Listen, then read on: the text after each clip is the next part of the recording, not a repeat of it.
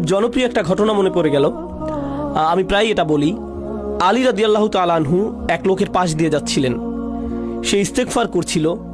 সে শুধু আল্লাহকে ক্ষমা করতে বলছিল আস্তাগফিরুল্লাহ আস্তাগফিরুল্লাহ আস্তাগফিরুল্লাহ। সে শুধু এটা বলেই যাচ্ছিল, মুখস্থ বলছিল। আর তিনি তাকে দেখে বললেন, তোমার ইস্তেগফার প্রয়োজন, তাই না? যেভাবে আল্লাহকে বলছো ক্ষমা করতে, কি এসব? তুমি শুধু পাখির মতো উচ্চারণ করেই যাচ্ছ। এর অর্থ সম্পর্কেও তুমি জানো না। দেখে মনে হচ্ছে তুমি আসলে চাচ্ছও না, শুধু কসরতের মতো করছো। ইস্তেগফার তো এমন হবার কথা নয়। আন্তরিকভাবেই তোমার পাপের জন্য অনুশোচনা হবার কথা।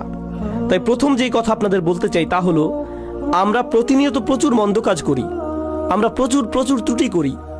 আমাদের বাম দিকের ফেরেশতা খুবই ব্যস্ত থাকেন, আর প্রচুর লেখালেখি করতে হয়।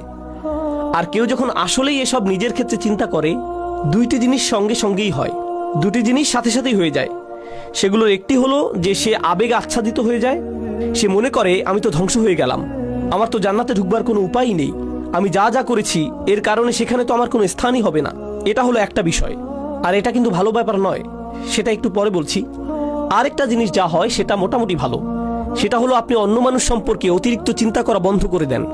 দেখুন, আপনি যখন অন্য মানুষ কি ভুল করছে সেটা নিয়ে ব্যস্ত থাকেন, তাদের ভুল, তাদের পাপ, সেই ভাই এমন করছে, ওই বোন এমনটা করছে, এগুলো কিসের লক্ষণ জানেন? তা হলো আপনি আপনার নিজের সম্পর্কে চিন্তিত নন। আপনি নিজের ব্যাপারে এতই নিশ্চিন্ত যে অন্যকে নিয়ে ভাববার অনেক সময় আপনার আছে। এর অর্থ হলো এটাই। এর মানে হলো আমরা নিজেদের ভুল ত্রুটি, নিজেদের পাপ নিয়ে চিন্তিত নই, বরং অন্যদের ছোটখাটো ভুল নিয়ে চিন্তা করার প্রচুর সময় আমাদের হাতে। সেটাই এটার অর্থ। তাই আমরা যদি নিজেদের পাপ নিয়ে চিন্তা করি, তাহলে অন্যেরা কি করেছে সেটা নিয়ে এত না ভেবে নিজেদের অবস্থা সম্পর্কে বেশি দুশ্চিন্তা করতে পারবো। এখন আপনি যদি সত্যি নিজের অবস্থা নিয়ে চিন্তাবোধ করেন আর ভয়ে আচ্ছন্ন হয়ে পড়েন যে আমার কোনো আশাই নেই, আমার জন্য কোনো ক্ষমাই নেই, তাহলে এই সময় আমাদের আল্লাহ আজ্জা জাল্লার হৃদায়তের প্রয়োজন। কারণ খুবই কষ্টকর আর দুঃখজনক অবস্থা এটা। দেখুন, সবচাইতে কষ্টকর আর সবচাইতে ক্ষতিকর মানসিক অবস্থা হলো একদম নিরাশ হয়ে যাওয়া। সবচাইতে ক্ষতিকর মানসিক অবস্থা এটা।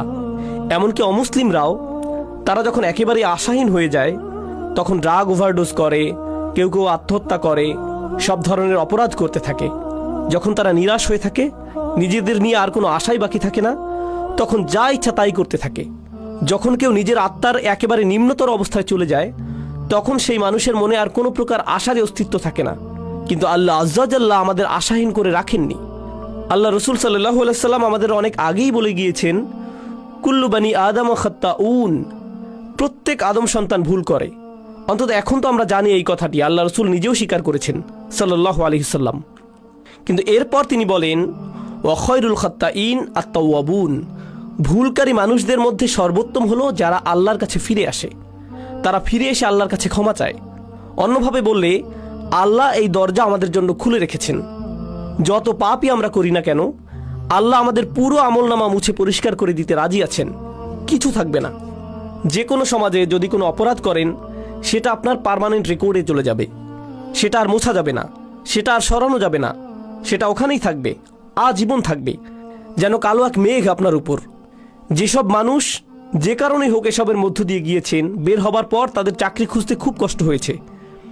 কেউ তাদের ব্যাকগ্রাউন্ড চেক করলে আর চাকরি দেয় না, কারণ তাদের রেকর্ডে কিছু একটা আছে।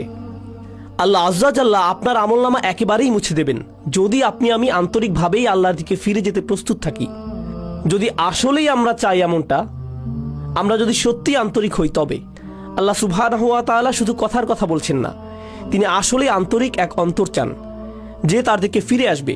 এমন অন্তর যা তার নিজের কীর্তির ব্যাপারে সত্যিকার অর্থে লজ্জিত থাকবে। যদি আমরা এমন করতে পারি, তবে আল্লাহ একেবারে শুরু থেকেই শুরু করবেন আমাদের জন্য, একেবারেই ফ্রেশ স্টার্ট দেবেন। এই আশার আলোই আল্লাহ আজ্জা জাল্লাহ আমাদের সূরাতুল ফুরকানে দিয়েছেন। তিনি আসলেই চরম পদক্ষেপ নিয়েছেন এখানে। তিনি শুধু বলছেন না যে আমাদের পাপ ক্ষমা করে দিবেন, তিনি বলছেন, ফাউলাইকা ইউবাদদিলুল্লাহু সাইয়্যাতিহিম হাসানাত, সেসব মানুষ যারা আসলেই আল্লাহর কাছে ফিরে তওবা করে, আমি তাদের সকল পাহাড় পরিমাণ পাপ কর্ম নিয়ে ভালো কাজে পরিবর্তন করে দেব। অন্যভাবে বললে, শুধুমাত্র আন্তরিকভাবে যদি আপনি আল্লাহর কাছে ফিরে আসেন, তবে আপনাকে যে শুধু লাখো পাপ কর্মের জন্য উত্তর দিতে হবে না তা নয়, বরং তিনি আপনার লাখো পাপ কাজকে লাখো পুণ্যে রূপান্তরিত করে দিবেন। শুধুমাত্র আপনি তাওবা করেছেন এজন্য, শুধুমাত্র এটার জন্যই, শুধুমাত্র এই একটি জিনিস তিনি আমাদের থেকে চাচ্ছেন। আল্লাহ আজ্জা ওয়া জাল্লা আমাদের জীবন আর কতই বা সহজ করবেন। দেখুন, যেসব মানুষ সারাক্ষণ গুনাহ করতেই থাকে, শয়তান তাদের কাছে এসে বলে তুমি তো এমনিতেও জাহান্নামে যাবে, তার চেয়ে বরং আনন্দ করেই নাও। শয়তান আসলেই এমন বলে, আর তারাও এভাবেই চলতে থাকে। আরে ধুর, আমি আর কী বা করব, তুমি জানো না ভাই আমি একেবারেই ব্যর্থ, আশাহীন, তার চেয়ে বরং পুরোটা এনজয় করে নিই।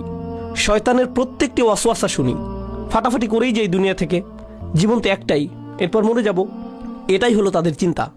এমন মানসিকতার জন্য আপনাকে অভিনন্দন। আল্লাহ আজ্জা ওয়া জাল্লা আমাদেরকে কি বলছেন? আল্লাহ বলছেন তোমাদেরকে শাস্তি দিয়ে আল্লাহ কি পাবেন? মনে করো আল্লাহ চান তোমাদেরকে শাস্তি দিতে? আল্লাহ আমাদের কোরআনে এই প্রশ্ন করছেন যে আমাদেরকে শাস্তি দিয়ে তার কি লাভ হবে? এজন্য তো তিনি তোমাদের বানাননি, এজন্য তো তিনি তোমাদের সৃষ্টি করেননি। আরেক স্থানে আল্লাহ বলছেন শুধুমাত্র তাদের ক্ষমা করে দেবার জন্যই তিনি তাদের সৃষ্টি করেছেন। অর্থাৎ তাদের তিনি সৃষ্টি করেছেন তাদের প্রতি করুণা করার জন্যেই। তিনি আমাদের সৃষ্টি করেছেন যেন আমরা তার করুণা অর্জন করতে পারি। তিনি বলেননি তিনি আমাদের জাহান্নামের জন্য বানিয়েছেন, তিনি আমাদের করুণা অর্জনের জন্যই বানিয়েছেন। তিনি আমাদের করুণা করতে চান, এজন্য এই দরজা খুলে রেখেছেন তিনি। তিনি আমাদের এক পা আগাতে বলছেন, বাকিটুকু তিনিই পূরণ করে দেবেন। বেশি কিছু করতে হবে না আপনাকে, শুধু তার দিকে একটুখানি ফিরে আসুন, একটুখানি তাকে দিন, আর তিনি সেই দরজাগুলো খুলে দিবেন। এখন এই ভূমিকার শেষে আপনাদেরকে সূরা নিসার 2টি আয়াত নিয়ে বলতে চাই, যেগুলোকে আমি সবচাইতে গুরুত্বপূর্ণ আয়াত মনে করি। এই আয়াতগুলোর জন্য আপনাদেরকে প্রস্তুত করতে বলে নেই, এটা হলো আমার আর আপনাদের জন্য একটা হোমওয়ার্ক। সাধারণত খুতবা থেকে হোমওয়ার্ক অ্যাসাইনমেন্ট দেওয়া হয় না, কিন্তু আমি একটা দিচ্ছি।